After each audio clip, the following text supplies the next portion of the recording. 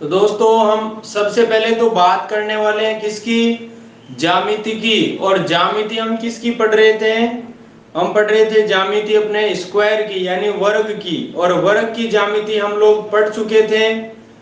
अब हम आज बात करेंगे किसके बारे में, एक तो आपका समांतर चतुर्भुज है, दूसरा समचतुर्भुज और तीसरा समलंब चतुर्भुज। और ये तीनों ही चतुर्भुज हैं, इनके क्वेश्चन ज्योमेट्री में पुटअप होते हैं।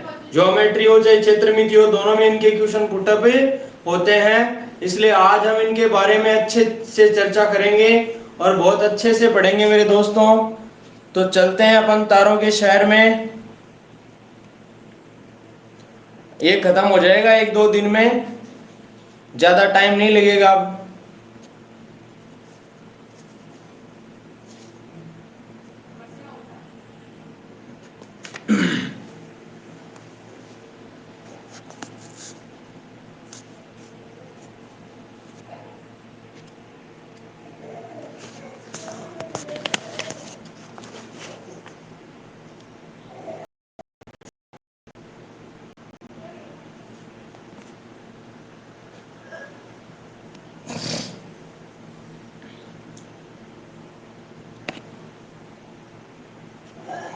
ओके,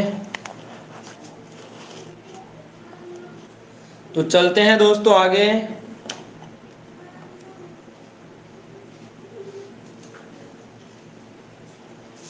देखिए दोस्तों, यहाँ पर जो अपना टॉपिक है वो ज्योमेट्री चल रहा था। और इसमें आज हम बात करने वाले हैं किसके बारे में, पहले बात करूंगा समांतर चतुर्भुज के बारे में। किसके बारे में मेरे दोस्तों, समांतर चतुर्भुज, जिसे इंग्लिश में बोलते हैं पैरेललोग्राम। स्पेलिंग गलत हो तो भाई उसको सही कर लेना। और शॉर्टकट में इसको ऐसे लिखते हैं, दो डंडे खींच के और जीएम लगाते हैं 11 ग्राम, ठीक है ना। इसका दोनों लाइनें खड़ी खींची, इसका मतलब होता है पैरेलल यानी समांतर, और जीएम मतलब ग्राम, तो पैरेलल ग्राम या पैरेललोग्राम, समांतर चतुर्भुज।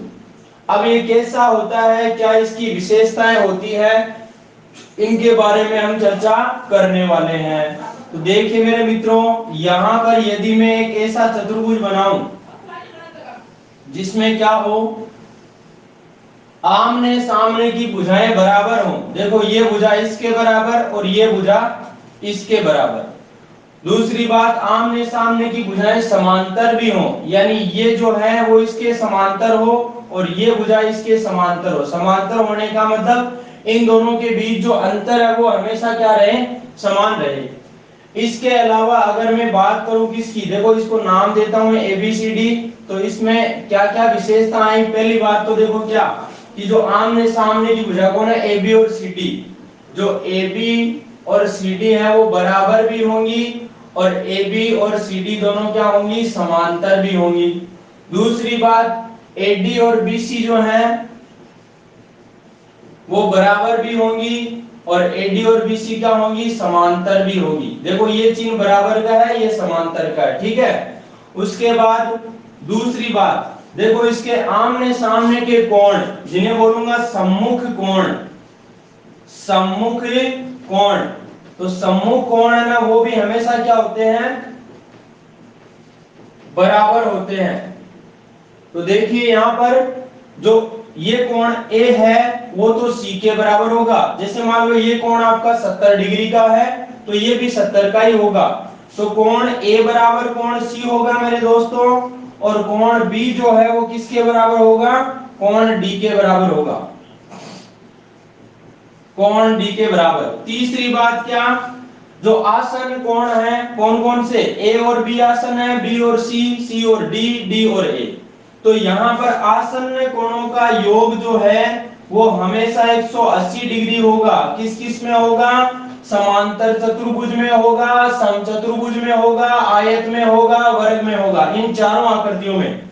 तो आसन्न कोणों का योग कितना, 180 डिग्री। इसका मतलब देखो A और B को जोड़ूं तो भी 180 डिग्री आएगा, या फिर C और ये B और C को जोड़ूं तो भी क्या आएगा, 180, या फिर C और D को जोड़ूं तो भी कितना 180, और ए और डी को जोड़ू तो भी कितना मेरे दोस्तों 180 आएगा। यानी ये जो है इन चारों का जोड़, ए और बी का जोड़ बी और सी के बराबर होगा, सी और डी का जोड़ ए और डी के, यानी इनका आपस में जोड़ बराबर होगा, कितना होगा 180 डिग्री होगा। इसके अलावा आप जो बात करने वाले हैं वो किसकी करने वाले हैं, विकर्णों की। तो देखो मैंने एक विकर्ण खींचा कौन सा, बीडी, और एक विकर्ण आ गया आपका एसी। जो विकर्ण की जब बात करता हूं तो विकर्ण में क्या क्या विशेषताएं आती है, कि पहली बात तो इसके विकर्ण जो है वो विकर्ण क्या होते हैं, समद्विभाजित होते हैं। समद्विभाजित का मतलब दो बराबर भागों में बांटते हैं। बराबर भागों में बांटने का मतलब जैसे पॉइंट O पे क्रॉस करें तो ये जो AO है वो किसके बराबर होगा, CO के बराबर होगा, और ये जो DO है वो किसके बराबर होगा, BO के बराबर होगा। ये दोनों बराबर होंगे। समद्विभाजित का मतलब यहां लिख रहा हूं क्या, AO बराबर CO होगा, और यहां BO बराबर क्या होगा, DO होगा। दूसरी बात, लंबवत नहीं होंगे, ये पता भी होना चाहिए ना, लंबवत नहीं होंगे, ठीक है। तीसरी बात, बराबर भी नहीं होंगे,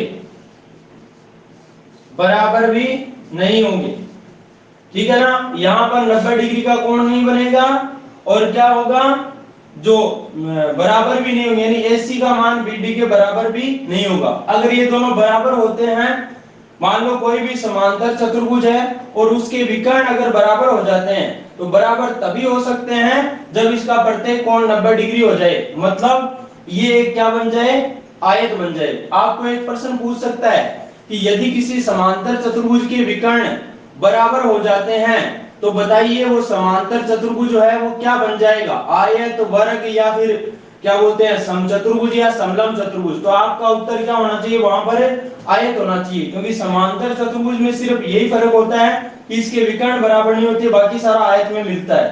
क्योंकि यहाँ वाला जो पोर्शन है ना, ये टेढ़ा होने की वजह से क्या है कि एक विकर्ण लंबा हो जाता है, एक छोटा हो जाता है। लेकिन जैसे ये यहाँ आ जाएगा तो ये भी इधर घूम जाएगा और पूरा पूरा एक आयत बन जाएगा, और दोनों विकर्ण क्या हो जाएंगे, बराबर भी हो जाएंगे। ये वाली बात क्लियर हो गई होगी। इसके अलावा दोस्तों मैंने आपको पढ़ाया था कि अगर दो कोई लाइनें एक दूसरे के समांतर हों और इनको अगर कोई तिर्यक रेखा काटे तो क्या होता है, एक जेड की आकृति बनती है, और यहाँ पर ये वाला कोण जो है वो इस वाले कोण के बराबर होता है, और इसको हम बोलते हैं एकांतर कोण। क्या बोलते हैं, एकांतर कोण। यानी ये वाला कोण इस वाले के बराबर, और इधर देखो उल्टा जेड अगर मैं बनाऊं तो ये वाला कोण इस वाले कोण के बराबर होगा। यानी आप एक बार सोचो कि यदि मैं विकर्ण BD खींचता हूं तो BD खींचने के बाद उल्टा जेड बन रहा है ना, देखो ये CDBA, ये जो जेड बन रहा है ना ये उल्टा वाला, तो यहां वाला कोण जो है वो इस वाले कोण के बराबर होगा। यानी इसको अगर मैं नाम दूं क्या, इसको नाम 1 नंबर दूं तो ये भी 1 नंबर ही होगा, ठीक है ना। यानी ये कोण इसके बराबर होगा। दूसरी बात, अगर मैं यहां से इसको देखूं कोण को, ये जेड बन रहा सीधा सीधा, तो ये वाला कोण अगर ये 2 नंबर कोण है तो ये भी 2 नंबर कोण क्या होगा, दोनों बराबर होंगे। अब दूसरी बात देखो, दोनों लाइनें अगर ऐसे समांतर हो और इनको कोई एक ऐसे रेखा काटे तो भी जेड बनता है। देखो ये वाला, ये ऐसे जेड बनता है ना जेड, जेड बना। तो यहाँ देखिए ये दोनों लाइनें समांतर, ये विकर्ण खींचने से क्या होगा, ये जेड बनेगा। यानी ये वाला कोण जो है इसको 3 नंबर नाम दे रहा हूं, और यहाँ वाला भी फिर 3 नंबर ही होगा, मतलब ये कोण दोनों बराबर होंगे। इसके अलावा जो बच गया कोण कौन सा, ये वाला 4 नंबर, ये इस 4 नंबर इसके बराबर होगा। ये सीधी सीधी मैंने बात बताई है। 1 नंबर 2 नंबर नहीं मानो तो ऐसे मान लो कि भाई ये वाला कोण x है तो ये वाला भी क्या होगा, x होगा। ये वाला कोण y है तो ये वाला भी क्या होगा, y होगा। ये वाला 3 नंबर जो z है तो ये वाला भी क्या होगा, z ही होगा। z का मतलब समझो रे कि ये कोण 40 डिग्री का तो ये भी 40 डिग्री का ही होगा। दूसरी बात, ये कोण मान लो 50 डिग्री का है, इसको नाम दे रहा हूं W, तो ये भी कितने डिग्री का होगा, 50 डिग्री का ही होगा। तो यहां इस बात को समझ लेना कि विकर्णों के द्वारा जो कोण बनते हैं कॉर्नर पर, तो ये वाला कोण तो देखो इस कोण के बराबर होगा, और ये वाला कोण इस कोण के, जो एकांतर बनता ना, देखो ये वाला कॉर्नर इस वाले के बराबर, और ये वाला कॉर्नर इस वाले कॉर्नर के बराबर, और यहां से ये वाला कॉर्नर इस वाले कॉर्नर के बराबर, और ये वाला कॉर्नर इस वाले कॉर्नर के बराबर।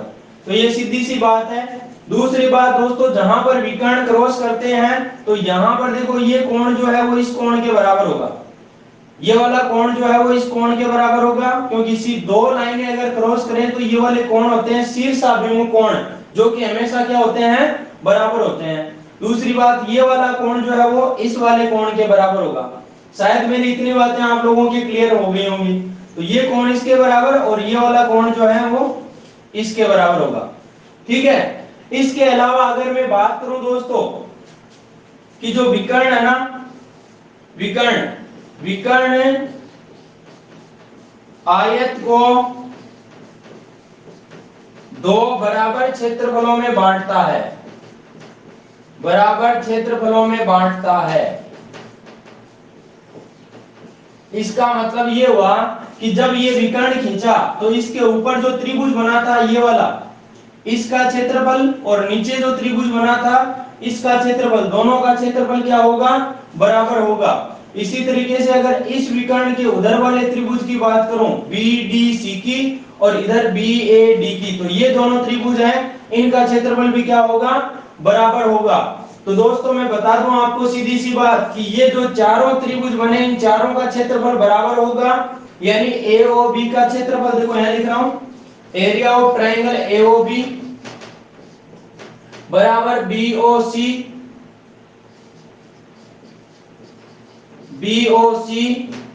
COD बराबर AOD, इन चारों का बराबर होगा। और किसके बराबर होगा, ये जो पूरा समांतर चतुर्भुज है ना इसका चौथा भाग होगा, क्योंकि देखो 1 2 3 4 है, तो 4 के बराबर ये पूरा 1 होगा, यानी 1/4 क्या होगा, एरिया ऑफ ABCD होगा, इस पूरे के बराबर होगा, पूरे के 1/4 भाग के बराबर होंगे ये चारों। तो ये वाली बात समझना। हाँ मित्रों,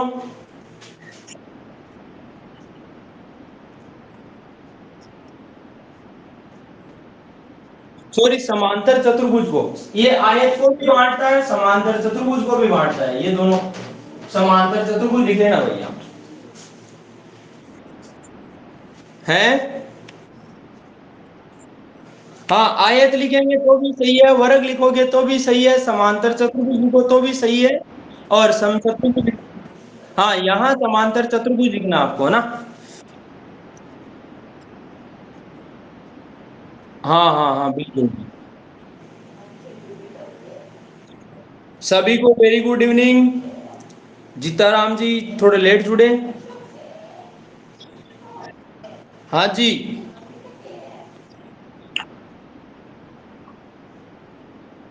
प्रत्येक कोण 90 डिग्री का इसमें होना कोई जरूरी नहीं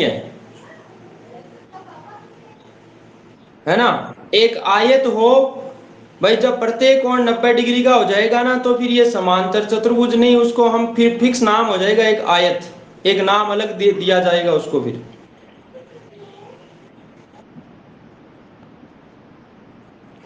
विकर्णों पर कोण बनते हैं उनका योग पता नहीं, लेकिन कोण बराबर जो ये कोण होते हैं ना, आमने सामने कोण, ये कोण बराबर होते हैं, सम्मुख कोण बराबर होते हैं, है ना। और दोस्तों किसी की कोई दिक्कत है?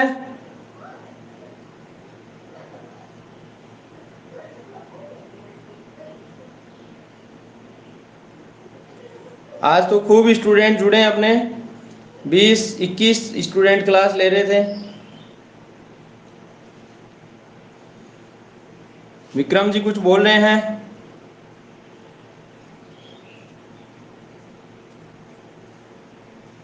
आवाज नहीं आ रही आपकी।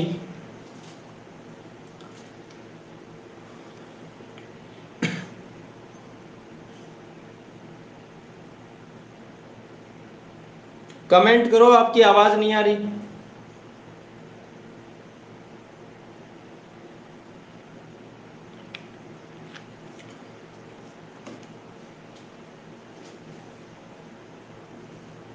बिल्कुल भी आवाज नहीं आ रही आपकी, है ना?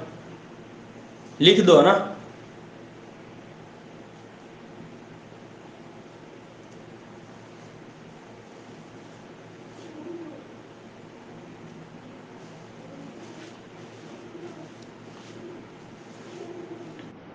हाँ बताओ।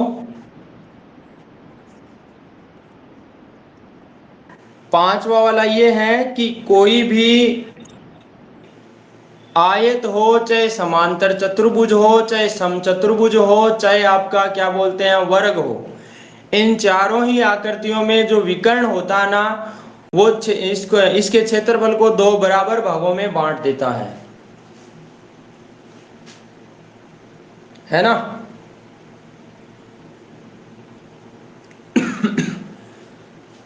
देखो तीसरी लाइन दोबारा बता रहा हूं, एक बार समझना। यहां पर मैंने बोला आसन्न कोणों का योग 180 डिग्री। तो यहां पर देखो जो पास पास वाले कोण है मेरे दोस्तों, उनको बोलेंगे आकृति में क्या? आसन्न कोण। तो देखो ए और बी का जोड़ 180 होगा, बी और सी का जोड़ भी 180 होगा, सी और डी का जोड़ भी 180 होगा, ए और डी का जोड़ भी कितना होगा? 180 होगा। जैसे मैं एग्जांपल के तौर पे आपको कहूं कि ए वाला कोण जो पूरा पूरा आपको मान लो 100 डिग्री दे रखा है, 100 डिग्री दे रखा है, तो बताइए बी कितना होगा? तो सीधी सी बात है कि दोनों कोणों का जोड़ कितना होता है? 180 होता है। ये 100 है तो फिर ये कितना हो जाएगा? 80 हो जाएगा, और दोनों का जोड़ कितना होगा? 180 होगा। और ये दोनों कोण आ गए ना, इसका मतलब इसके सभी कोण निकाल सकते हो। कैसे? ये 100 है तो ये भी 100, ये 80 है तो ये भी 80, ये आ गए आपके चारों कोण। शायद मेरी बात आप लोगों तक पहुंच गई होगी, समझ में आ गई होगी। है कोई किसी के इतने में से डाउट? विक्रम जी बताइए।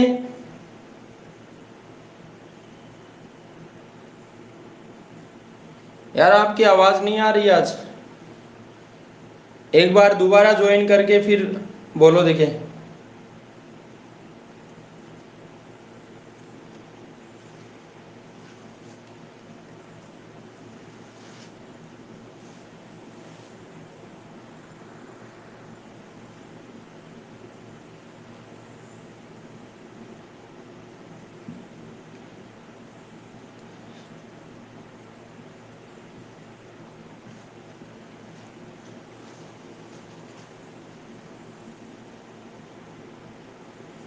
आवाज बिल्कुल नहीं आ रही आपकी, है ना?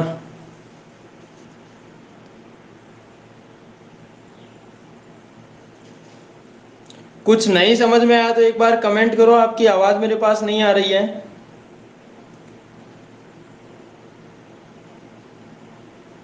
अरे जनवेद आज बहुत दिनों बाद आया रे।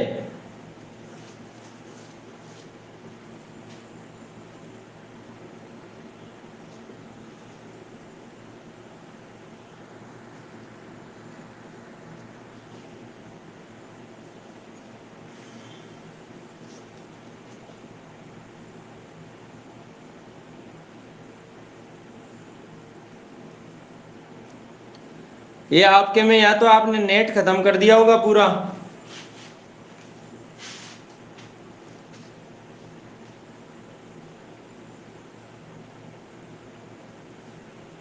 यहां से तो कोई इश्यू नहीं है दोस्तों, बाकी के सभी के आ रहा है क्या? वीडियो सभी को दिख रहा है क्या? यस और नो में जवाब दो देखिए एक बार।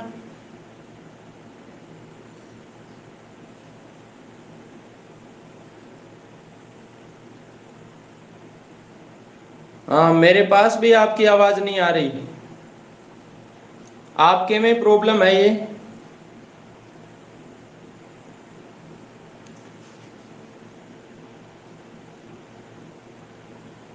दोबारा ज्वाइन करो आप, कोई दिक्कत है तो आप कमेंट कर दो।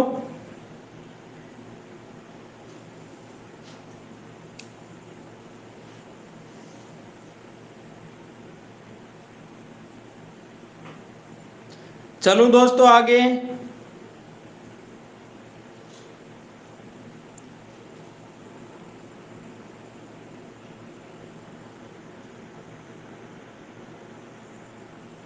अच्छा हाँ बताओ।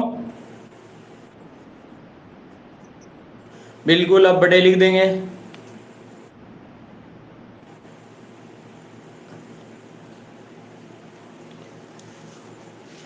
देखिए मित्रों, और इसके अलावा जो है यहाँ पर क्या बातें आपको और जरूरी है वो भी मैं बता देता हूं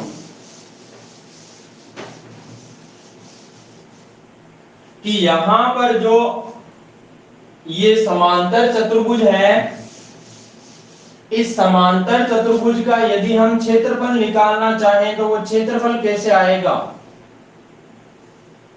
ये देखो एबीसीडी कोई समांतर चतुर्भुज है और यदि आपको इसका क्षेत्रफल निकालना है तो यहां पर जो ये आधार है ना, इसके ऊपर एक लंब डाल दिया जाता है यहां से, या फिर मैं कहूं इन दोनों भुजाओं के बीच की जो दूरी है वो दूरी, तो यहां पर ये d, इसको नाम देता हूं मैं क्या, m। ठीक है, तो यहां पर यदि आप इसका क्षेत्रफल निकालना चाहते हो किसका, समांतर चतुर्भुज का, तो ये डायरेक्ट होता है क्या, ये अगर आपका आधार है और ये ऊंचाई है तो इसका क्षेत्रफल होता है मेरे दोस्तों आधार गुणा ऊंचाई, बेस इनटू हाइट। जो त्रिभुज होता है उस त्रिभुज का क्षेत्रफल होता है 1/2 गुणा आधार गुणा ऊंचाई, और यहाँ पर जो समांतर चतुर्भुज होता है उसका होता है आधार गुणा ऊंचाई। और दोस्तों यहाँ से देखो, यदि मैंने इस AB पर तो लंब इससे डाल दिया है, और यदि इस पर लंब डाल दूं BC पर, कहां से, इस D से, यहां पर लंब डाल दिया मैंने N। ठीक है, तो यहां से एक बात निकल कर आएगी क्या, कि ये AB है आधार, तो ऊंचाई क्या है DM, यानी AB गुणा DM जो है ना, AB गुणा DM आधार गुणा ऊंचाई, ये किसके बराबर होगा, अगर आधार में AB लेता हूं तब तो ऊंचाई ये होती है, और अगर आधार BC लेता हूं तो इन दोनों के बीच की दूरी यानी DN ऊंचाई होती है, यानी BC इंटू DN के बराबर होगा, BC इंटू DN के बराबर होगा। और यहां से प्रश्न क्या पूछा जाता है, आपको एक समांतर चतुर्भुज की दो भुजाएं दे दी जाती है, और दो जो संगत भुजाएं या संलग्न भुजाएं वो दे दी जाती है, और एक भुजा पर लंब की ऊंचाई दे दी जाती है, दूसरी पर लंब की ऊंचाई, यानी इन चारों में से कोई भी तीन चीज देकर एक चीज आपको पूछी जा सकती है। इसके अलावा दोस्तों ध्यान रखना कि कोई भी अगर दो समांतर रेखाएं हैं और इन समांतर रेखाओं के बीच में कोई भी दो समांतर चतुर्भुज बने जो कि एक ही आधार लेकर बने हो, जैसे मैं कहूं कि ये जो आधार है इस आधार को लेकर एक तो समांतर चतुर्भुज आपका ये बना, और एक मान लो मैं ये बना देता हूं, इसको आगे बढ़ा देता हूं थोड़ा सा, यानी ये वाली लाइन इसके समांतर है और ये वाली लाइन इसके समांतर है। ठीक है, तो यहां पर देखो ये जो A B, इसको नाम दे रहा हूं C, इसको D, इसको E दे दिया मैंने, इसको F दे दिया, तो यहां पर आधार देखो ये जो A B E F है इसका आधार भी AB है, और जो A B C D है इसका आधार भी AB है। तो दोस्तों यहां पर जो एक ही आधार एक ही है, दोनों को सेम बेस, एक ही आधार पर बने दो समांतर चतुर्भुज होंगे, उन दोनों का क्षेत्रफल क्या होगा, बराबर होगा। जैसे आपको ABCD का क्षेत्रफल मान लो 94 सेंटीमीटर स्क्वायर दे रखा है, तो ABEF का क्षेत्रफल भी कितना होगा, 94 ही होगा। तो यहां लिख लेना स्टार लगाकर कि एक ही आधार और समांतर रेखाओं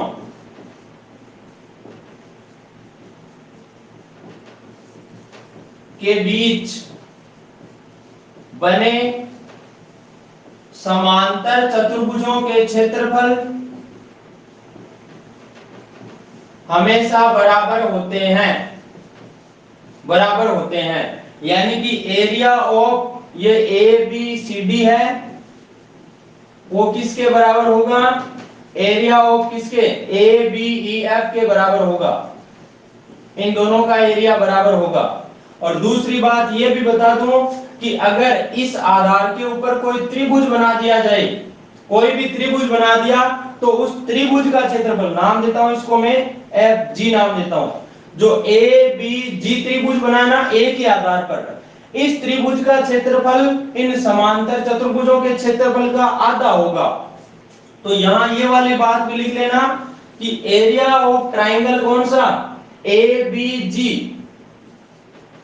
इस एबीजी का एरिया है ना, वो क्या होगा, समांतर चतुर्भुज जो है उनके क्षेत्रफल का आधा होगा, का आधा, ठीक है ना। यानी समांतर चतुर्भुज का क्षेत्रफल अगर 100 है तो इस त्रिभुज का क्षेत्रफल क्या होगा, 50 ही होगा। ये वाली बात छाप लो दिमाग में, दिमाग में भी छाप लो और अपनी कॉपी में भी छाप लो, अपने रजिस्टर में भी छाप लो मेरे मित्रों। मामला क्लियर हो गया है तो मुझे यस और नो में जवाब दीजिए।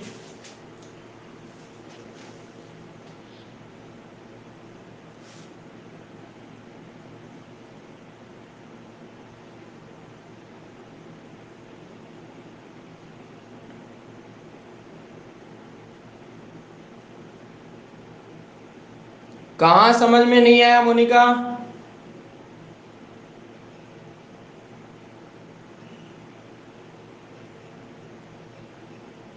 लास्ट में मैंने बताया है कि जो त्रिभुज बना है ना,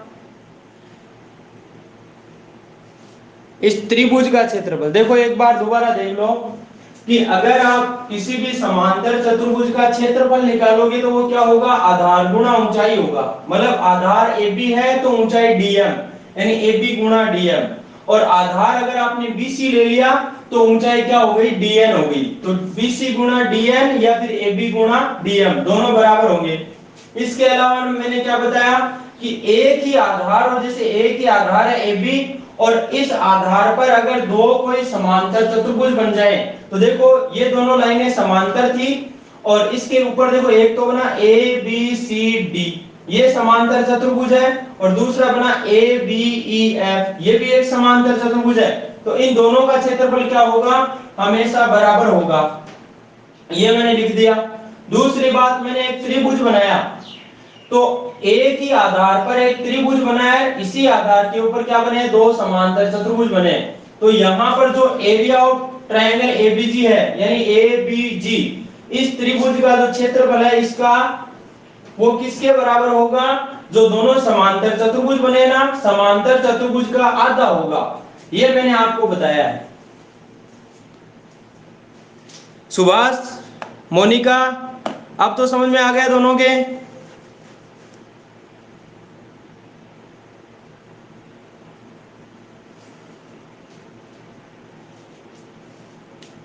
वेरी गुड। चलो फिर आगे।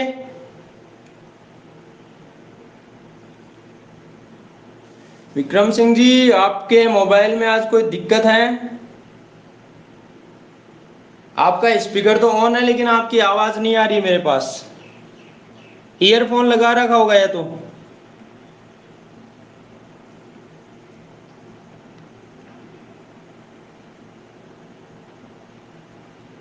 कुछ भी नहीं आ रहा है।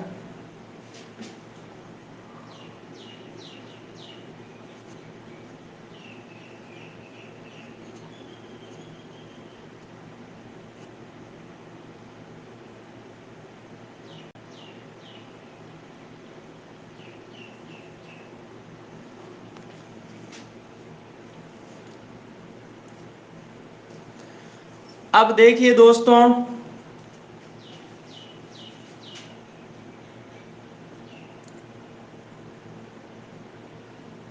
क्या पता कोई ईयरफोन में दिक्कत हो जाए, उसकी वजह से भी हो सकता है।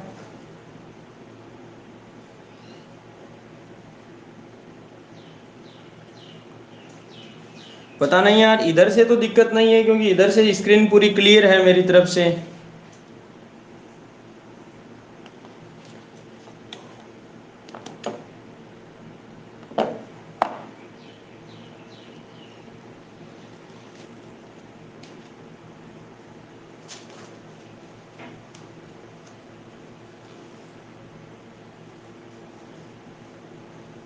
हो सकता है आपके ऐप में कोई अपडेट मांग ले उधर से। कुछ ना कुछ तो हुआ है गड़बड़।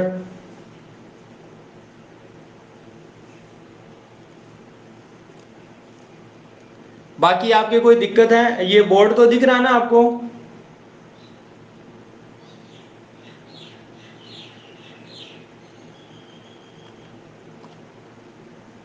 मेरी आवाज तो आ रही ना आपके पास?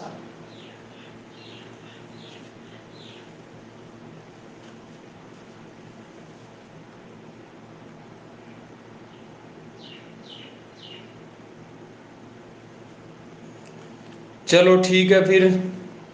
देखिए दोस्तों,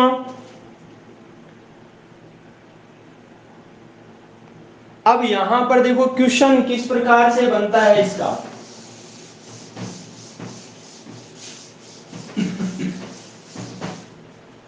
आपको यहां पर क्वेश्चन बना के देता है कि ABCD एक समांतर चतुर्भुज है। समांतर चतुर्भुज है जिसमें कोण A बराबर 67 डिग्री है। तो इसके अन्य सभी कोण क्या होंगे, ये आपको बताने हैं। दूसरा क्वेश्चन है, ये मैंने समांतर चतुर्भुज बनाया है ABCD,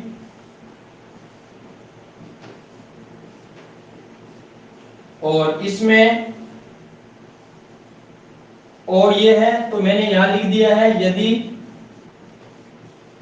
ABCD एक समांतर चतुर्भुज है, पैरेललोग्राम है, और यहां AO का मान लिखा है x-2 और OC का मान लिखा है यहां पर 13, ठीक है, 13 सेंटीमीटर। AO बराबर क्या लिख रखा है, x-2 लिख रहा है, OC बराबर लिख रहा है 13 सेंटीमीटर, और क्या बोलते हैं ये जो BO है, BO का मान 3y-1 लिख रखा है, और यहां से DO का मान लिख रखा है क्या,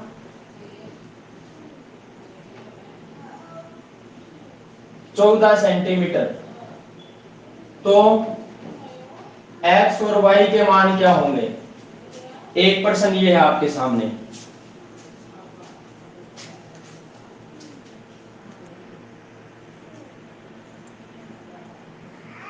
ये देख लीजिए दूसरा क्वेश्चन आपके सामने, अगर थोड़ा सा धुंधला दिख रहा है तो अच्छे से दिख रहा है भाई दूसरा क्वेश्चन?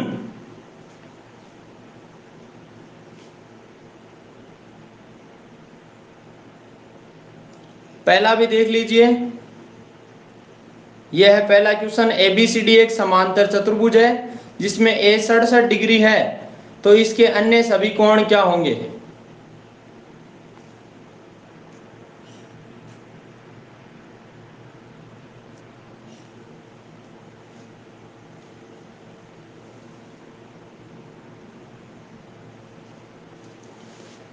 अब देखिए दोस्तों ध्यान से, यहां पर ABCD एक समांतर चतुर्भुज है जो कि मैं यहां पर बना देता हूं। देखिए ये बनाया मैंने ABCD एक समांतर चतुर्भुज, ठीक है, और इसका कोण A का मान 67 दे रखा है। तो आपको पता है कि समांतर चतुर्भुज की क्या विशेषता होती है, आमने सामने की भुजाएं भी बराबर होती है और आमने सामने के कोण भी बराबर होते हैं। तो अगर A का मान 67 है तो C का मान भी क्या होगा मेरे दोस्तों, 67 होगा। तो सीधा सीधा C का मान तो 67 आ ही गया, C बराबर A कितना आ गया, 67 डिग्री, ठीक है, C का मान आ चुका है।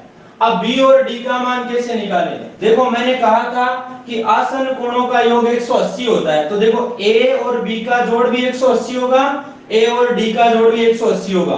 तो चाहो तो आप A से B का मान निकाल सकते हो, A से D का मान भी निकाल सकते हो, दोनों में से किसी एक का मान निकाल लो आप। देखिए A प्लस B दोनों का जोड़ कितना होगा, 180 होगा। जब A का मान आपको 67 दे रखा है तो बताइए B का मान क्या आएगा?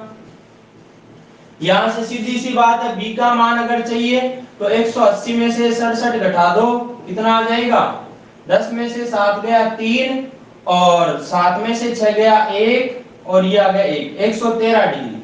यानी b का मान अगर 113 आ गया तो d का मान भी कितना आ जाएगा? 113 डिग्री आ जाएगा। शायद मेरी इतनी बात आप सभी लोगों के समझ में आ गई है। इसके अलावा देखिए दोस्तों, यहाँ पर ये नीचे वाला जो दूसरा क्वेश्चन है, इसमें क्या दे रखा है कि यहाँ पर जो विकर्ण है एबीसीडी एक समांतर चतुर्भुज दिया है, पैरेललोग्राम। तो समांतर चतुर्भुज का नाम आते ही आपके दिमाग में आ जाना चाहिए कि समांतर चतुर्भुज के जो विकर्ण होते हैं वो एक दूसरे को समद्विभाजित करते हैं। समद्विभाजित करने का मतलब जो ये AO है वो तो OC के बराबर होगा और जो BO है वो DO के बराबर होगा। तो सीधी सी बात है कि AO का मान देखो x-2 दे रखा है और OC का मान कितना दे रखा है? 13। तो ये दोनों बराबर होंगे। तो यहां से x का मान क्या आ जाएगा? x का मान आ जाएगा 13 और ये माइनस का 2 उधर जाएगा, प्लस का हो जाएगा, यानी 13 + 2 कितना आ जाएगा? 15 आ जाएगा x का मान। दूसरी बात, यहां से देखो ये 3y-1 है वो इसके बराबर होगा, इसका मान कितना दे रखा है? 14 दे रखा है। तो 3y-1 किसके बराबर होगा? 14 के बराबर। BO बराबर DO। तो देखिए 3y-1 बराबर 14। अब आप माइनस का 1 है उसको उधर भेजो तो प्लस का हो जाएगा, यानी 3y बराबर कितना आ जाएगा? 14 और 1 15। तो 3 से 15 कट जाएगा 5 बार, यानी y का मान कितना आ जाएगा? 5 आ जाएगा। और मेरे दोस्तों और क्या क्या पूछ सकता है वो भी समझ लेना। यहां पर देखो, अगर आपको पूछ ले कि विकर्ण AC की लंबाई बताओ, अगर विकर्ण AC की लंबाई पूछे तो लंबाई कितनी होगी? आपको पता है कि इसका मान 13 है तो इसका मान भी 13 होगा, यानी 13 + 13 कितना होगा? 26 होगा। दूसरी बात, BD की लंबाई आपको अगर पूछे तो BD का मान कितना होगा? BD का मान देखो, ये DO का मान 14 दे रखा है, ये 14 है तो ये भी 14, तो 14 + 14 यानी कितना आ जाएगा? 28 सेंटीमीटर आ जाएगा। दोनों मान आपके आ चुके हैं, ठीक है।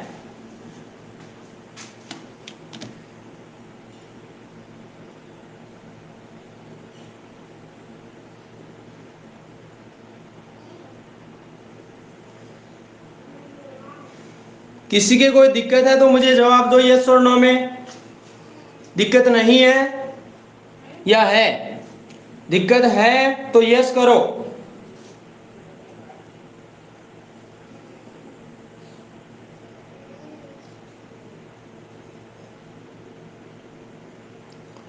दोस्तों पढ़ने में आनंद आ रहा कि नहीं आ रहा?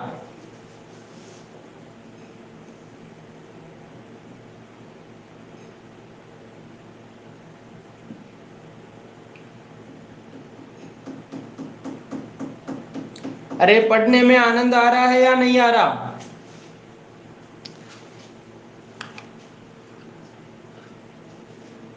क्यों भाई नरेश मेहता, कहां दिक्कत हो रही है?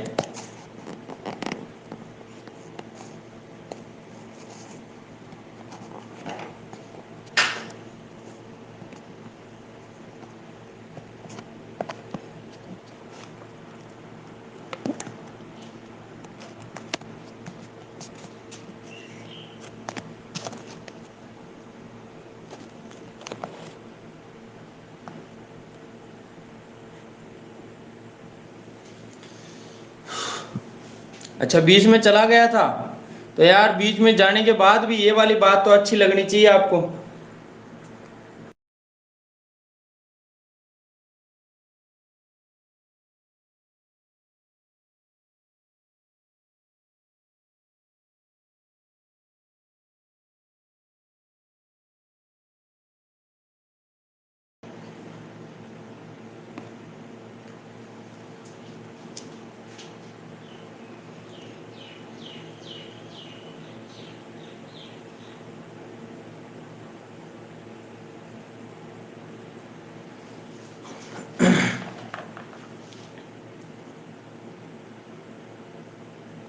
आवाज नहीं आ रही है?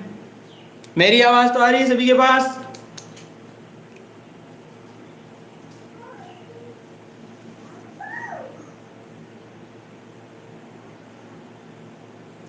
चलो दोस्तों अगला क्वेश्चन करते हैं फिर अपन। अब देखिए दोस्तों यहां पर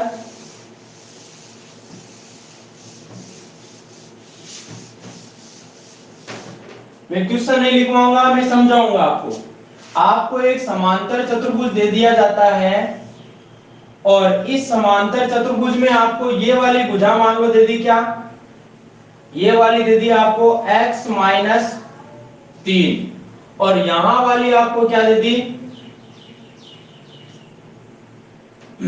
यहां वाली दे दी आपको 11। ठीक है, अब आपको और यहां वाली भुजा दे दी आपको क्या 2y प्लस 4 और यहां दे दिया क्या आपको 16 दे दिया। ठीक है, अब आपको क्या पूछ लिया, x का मान भी पूछ लिया और y का मान भी पूछ लिया। तो दोस्तों ज्यादा कुछ नहीं करना है, आपको पता है कि आमने सामने की भुजाएं जो है वो बराबर होती है, इसलिए x माइनस 3 11 के बराबर होगा। तो x माइनस 3 जब 11 के बराबर होगा तो ये 3 माइनस वाला उधर चला जाएगा, प्लस का हो जाएगा, यानी x का माइनस मान क्या आ जाएगा 11 प्लस 3 यानी 14 आ जाएगा। ठीक है, दूसरी बात अगर मैं इसकी करूं तो 2y प्लस 14 है, यानी ये वाली भुजा इसके भी बराबर होगी, तो 2y प्लस 14 सॉरी 4 16 के बराबर होगा। तो ये 16 में से 4 उधर चला जाएगा, माइनस का हो जाएगा, यानी 2y बराबर 16 में से 4 गया कितना बचा 12 और 2 से आपका 12 घट जाएगा 6 बार, यानी y का मान 6 आ जाएगा और x का मान 14 आ जाएगा। ठीक है, ये वाली बात नॉर्मल थी, मिटा रहा हूं इसको ना। आगे चलते हैं क्वेश्चन के साथ।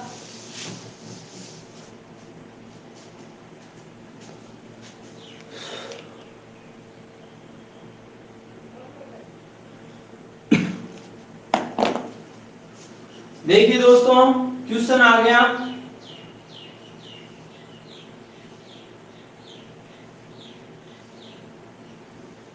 ये आपको एक PQRS समांतर चतुर्भुज बना के दे दिया और ये मान लो O पे क्रॉस करते हैं दोनों विकर्ण, यहां पर आपको दे दिया कितना 25 डिग्री और ये वाला कोण आपको दे दिया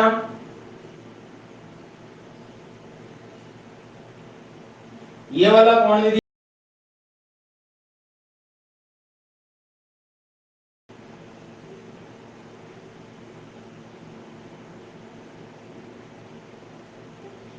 यहां पर आपका x लिख दिया, यहां पर y लिख दिया और क्या बोलते हैं यहां पर लिख दिया आपका 30 डिग्री और यहां z लिख दिया। ठीक है, अब आपको क्या पूछ लिया मेरे दोस्तों, x का मान पूछ लिया, y का मान पूछ लिया, z का मान पूछ लिया, ये तीनों मान आपको पूछ लिए हैं और आपको बताना है, सॉरी यहां पर दिया हुआ क्या है कि PQRS है ना वो एक समांतर चतुर्भुज है, PQRS एक समांतर चतुर्भुज है, पैरेललोग्राम है। ठीक है, अब कोण x और y z का मान बताना आप लोगों को। 40 डिग्री।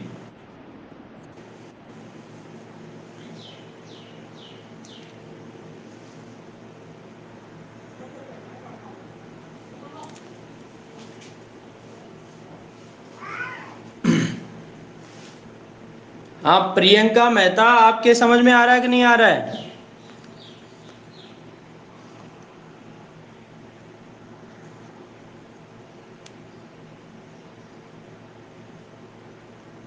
कोई दिक्कत तो नहीं है कहीं पर?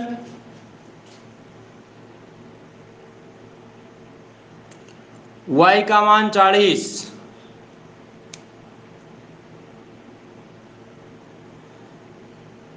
x का मान 50,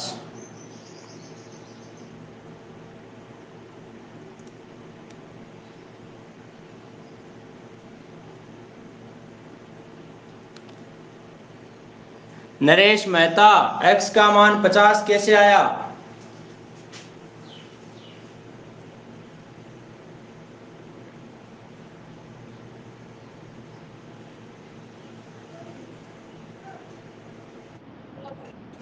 है।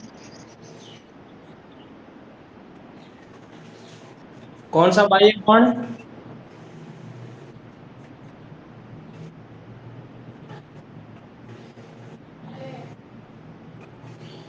इसमें बाह्य कोण वाला तो नियम कौन सा लगा, लगा ही नहीं ना यहाँ पे। नहीं, x का मान 50 कैसे आया?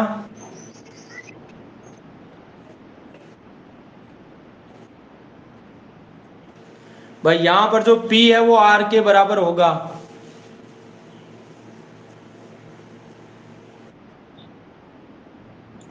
हाँ, लेकिन r का मान तो आया ही नहीं ना आपके पास। 85 आएगा ना।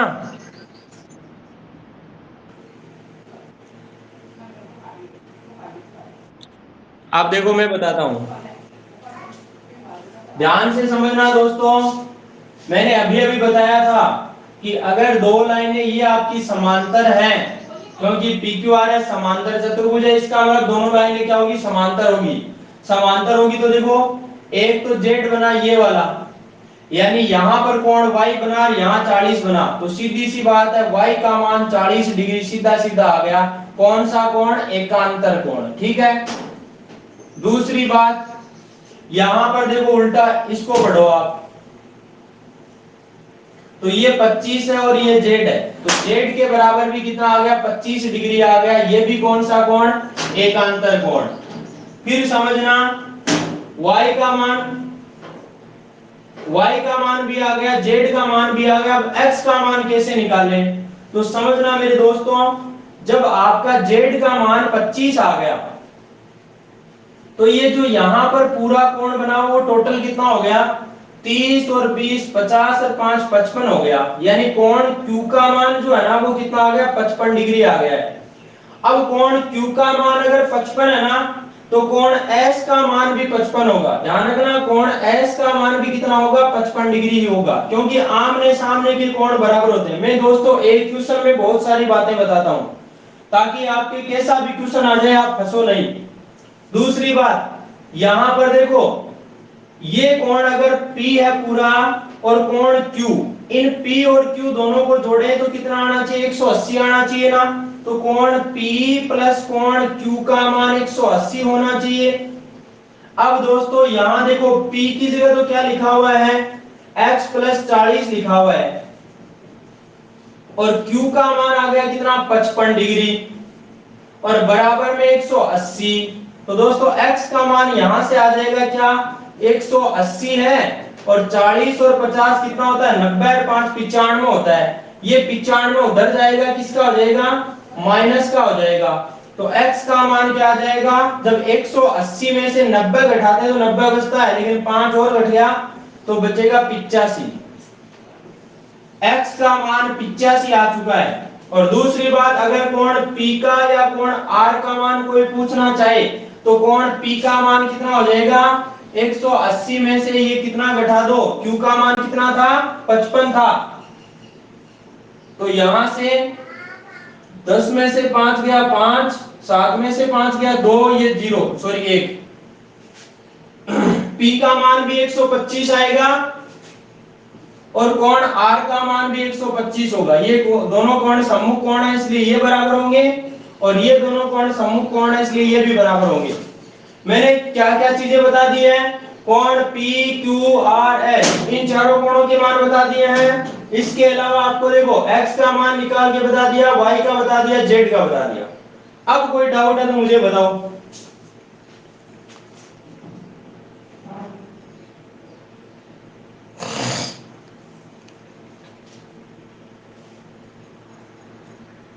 और यदि मैं आपको यहां वाला कोण पूछ लूं, कौन सा कोण, ये वाला ROS, ये वाला कोण अगर पूछ लूं तो ये कोण कितना होगा, बताओ देखिए फटाक से।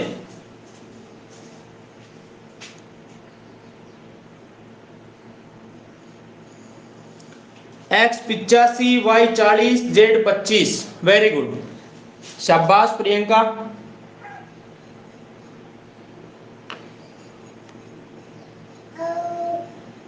संदीप मेहता ने y का मान 40, z का 25, x का गलत दिया था। दोस्तों समझ में आ रहा है कि नहीं आ रहा?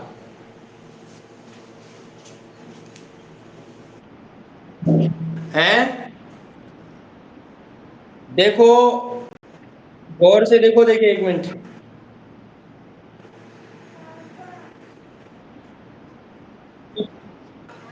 हाँ, एस ओ आर बताना है।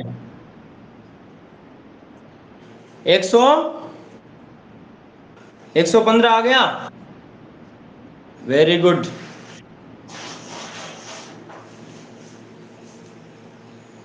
अब देखिए दोस्तों, सीधी सी बात है, ये वाला 25 है और y का मान आ चुका है हमारे पास कितना, 40। अब ये वाला 40 है और आपको पता है कि ये तो एक त्रिभुज बन रहा है छोटा सा, और एक त्रिभुज में तीनों कोणों का जोड़ कितना होता है, 180 होता है। इसलिए आपका देखो 25 और 40 कितना हो गया टोटल, 40 में 60 5 65 हो गया। तो तीसरा कोण कितना बचेगा, ये वाला बचेगा 180 में से, सीधी सी बात है 65 को घटा दो भाई। तो यहां से 180 में से 60 घटाते हो 120 बचता है, लेकिन 5 और घट गया इसलिए 115 आ जाएगा आपका। ठीक है? अरे है कोई समस्या? नरेश? हाँ, आर का मान निकाला है, आर का मान तो 125, जैसे पी का मान है उतना ही आर का मान है।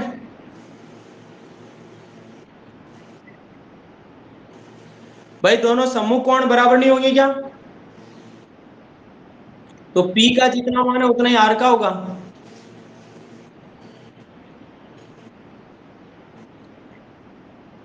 पी का निकाला ना अभी अभी, ये देखो।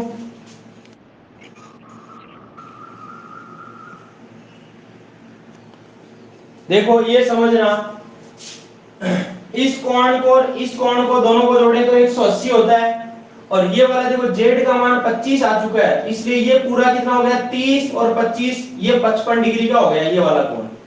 अब P वाला कोण है वो कितना होगा, देखो P और Q को जोड़े तो 180 होना चाहिए, तो P प्लस Q का मान है 55 है, बराबर में 180। तो यहां से P का मान क्या आ जाएगा, 180 में से ये 55 धीरे से माइनस कर दो, यानी कितना आ जाएगा मेरे दोस्तों, 125 डिग्री आ जाएगा। ये P का मान जितना, ये अगर 125 है तो ये भी कितना होगा, 125 होगा पूरा R का मान। ठीक है नरेश?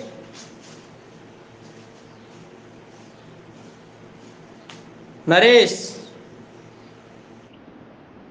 आ गया ना? एक सवाल और देखो फटाक से। अब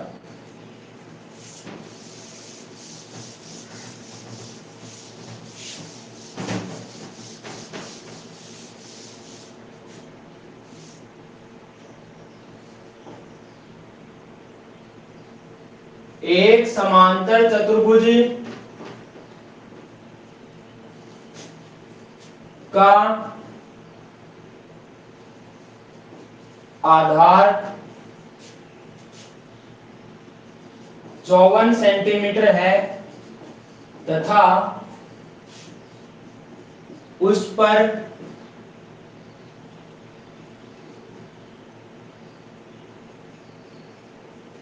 तथा उन दोनों समांतर भुजाओं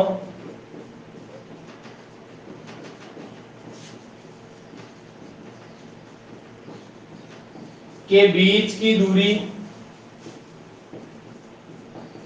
17 सेंटीमीटर है, तो इसका क्षेत्रफल क्या होगा?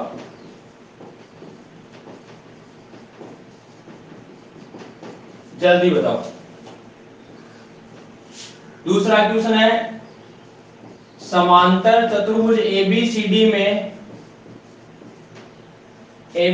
में डीएम लंब एबी तथा डीएन लंब बीसी है। यदि AB बराबर 16 सेंटीमीटर, BC बराबर 15 सेंटीमीटर तथा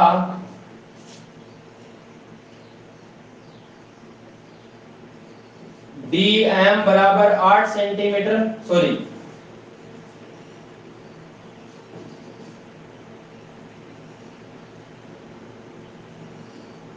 12 सेंटीमीटर हो तो DN की लंबाई क्या होगी?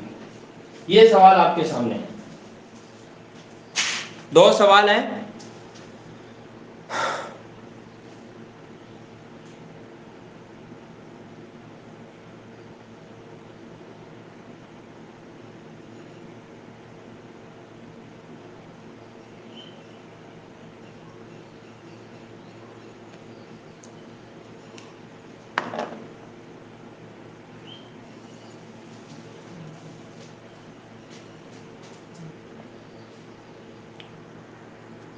अब देखिए मैं बता ही देता हूं, टाइम कम है। एक समांतर चतुर्भुज का आधार 54 है। देखो मैंने समांतर चतुर्भुज बनाया जिसका आधार कितना है, 54 है, ठीक है। अब आधार ये भी हो सकता है तो ये भी हो सकता है, अब दोनों में से कोई सा भी आधार हो सकता है, लेकिन बाद में कहा उन दोनों। अब उन दोनों का रिलेट किससे निकालोगे आप? जो आधार है ना उससे रिलेशन निकालोगे। उन दोनों समांतर भुजाओं के बीच की दूरी 17 है, यानी ये वाली भुजा और ये वाली भुजा दोनों समांतर है, इनके बीच की दूरी जो है वो कितनी है, 17 है। अब दोस्तों अगर आपको इसका क्षेत्रफल पूछे तो क्षेत्रफल कितना होगा? क्षेत्रफल होगा मेरे दोस्तों क्या, आधार गुणा ऊंचाई। मतलब ये हुआ आधार 54 है, ऊंचाई 17 है, गुणा कर दो 17 चौका 68 और 17 पंजो 85 और 6 91, यानी 918 सेंटीमीटर स्क्वायर आ जाएगा। और दोस्तों एक बात और बता दूं साथ ही साथ, अगर इसमें बीचों बीच विकर्ण खींच दिया जाए और इसको नाम दे दे मान लो ABCD, और आपको पूछ ले कि त्रिभुज ABC का क्षेत्रफल क्या होगा, ये जो ABC बना हुआ है ना ABC, इसका क्षेत्रफल क्या होगा? तो इसका क्षेत्रफल होगा दोस्तों क्या, इसका आधा होगा, सीधी सी बात है, क्योंकि पूरा जो है इसके अगर विकर्ण जो है खींचे तो दोनों को दो बराबर भागों में बांट देगा, यानी कि 918 का आधा कितना होता है, 900 का आधा कितना 450, 18 का आधा 9, तो 459 हो जाएगा ये। इसका भी 459, ऊपर वाले का भी 459, ठीक है।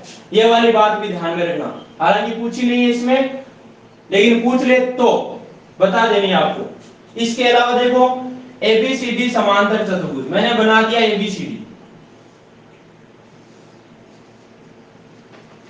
और इस ABCD समांतर चतुर्भुज में क्या दे रखा है, DM लंब AB है, यानी जो पॉइंट D है इससे AB पर लंब डाल दिया क्या, M, DM डाल दिया, और DN लंब BC है, यानी D से जो सामने वाली ये BC है इस पे लंब डाल दिया क्या, DN डाल दिया।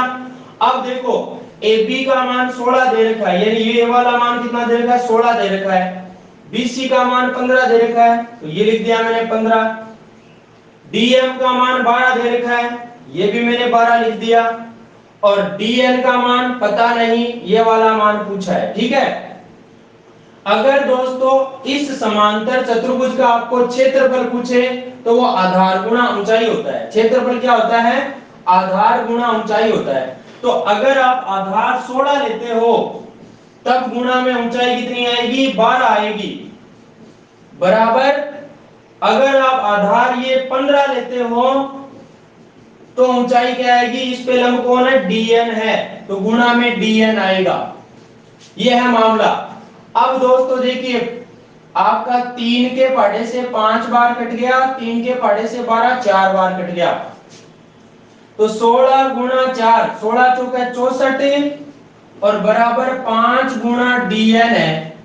अब बताओ ये गुणा में जो है 5 वो कहां आएगा, इसके भाग में आएगा, और जब आप 64 में 5 का भाग दोगे तो 5 एकम 5 बचा 1 तो 14, यानी 5 गुणा 10 बच गया कितना, 4 तो 40, 5 8 40, 12.8 सेंटीमीटर आ जाएगी किसकी लंबाई, DN की लंबाई।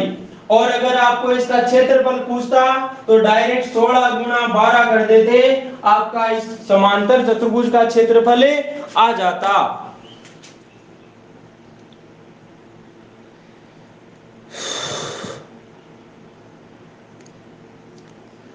दोस्तों सभी के समझ में आ गया है क्या, यस और नो? जिसके नहीं आया है तो मुझसे बात कीजिए।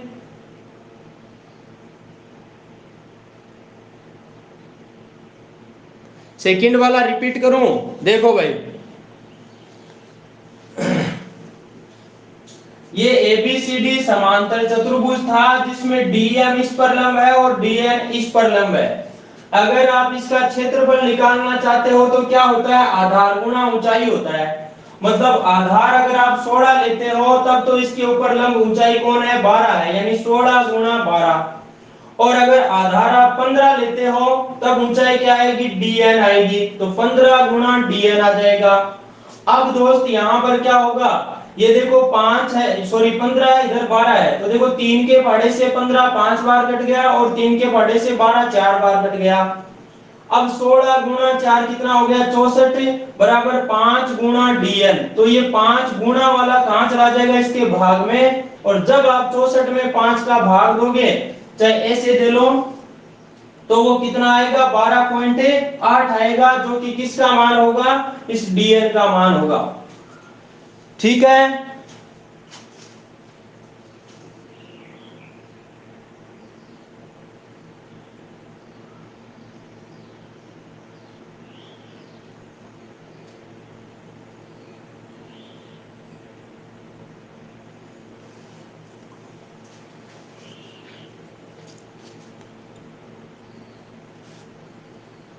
नहीं उसमें क्या, ये क्या नाम से, विक्रम जी आप है ना, नंबर अपने वो है ना, वो के वही नंबर डाल दो, एक्सेप्ट करने की जरूरत ही नहीं है, डायरेक्ट उस पे आ जाएगी वो क्लास, उस पे OTP आएगी, उससे दूसरे पे चले जाओ आप।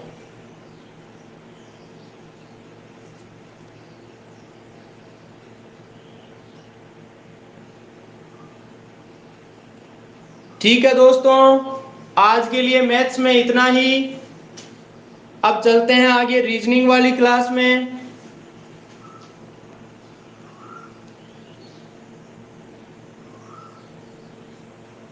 कोई बात नहीं, आप अभी भेजो हाथों हाथ रिक्वेस्ट, स्वीकार करता हूं मैं ना, दूसरे नंबर से भेज दो अपना नाम लिखकर। ओके।